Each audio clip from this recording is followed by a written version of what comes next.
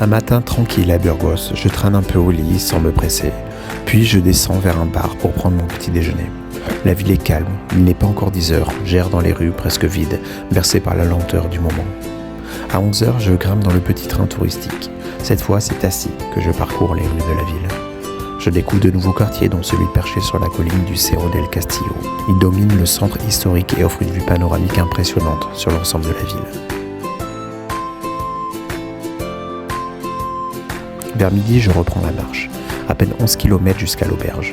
Une étape courte, mais l'esprit vagabonde. Perdu dans mes pensées, je remarque une affiche collée sur un mur. Fred s'arrête et me traduit. N'arrête jamais de rêver. Je souris. Pourquoi maintenant ? Pourquoi ce message ? Je n'ai pas la tête à rêver, j'ai juste envie d'être là, pleinement, sans projection, sans attente. La sortie de Burgos se fait sans encombre. Je la trouve même plutôt agréable, en longeant un vaste parc sur une voie dédiée. Mais très vite, le paysage devient monotone. En bord de route, les kilomètres défilent lentement. Étrangement, j'ai du mal à terminer cette courte étape, 11 km seulement, et pourtant j'ai l'impression d'en traîner le double. J'ai remarqué ça sur le chemin, peu importe la distance, les derniers kilomètres sont souvent les plus durs. A l'inverse, il m'est arrivé d'arriver à bout d'étapes longues encore plein d'énergie. Le village où nous arrivons est minuscule.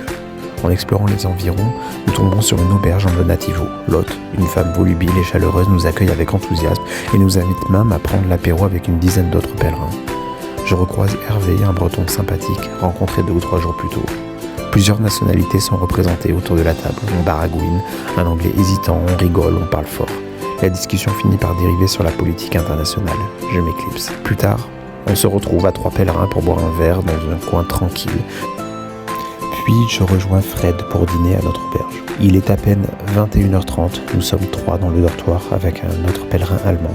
Tout le monde se couche tôt. Demain, une nouvelle étape m'attend. Et mieux vaut s'y préparer dans les meilleures conditions.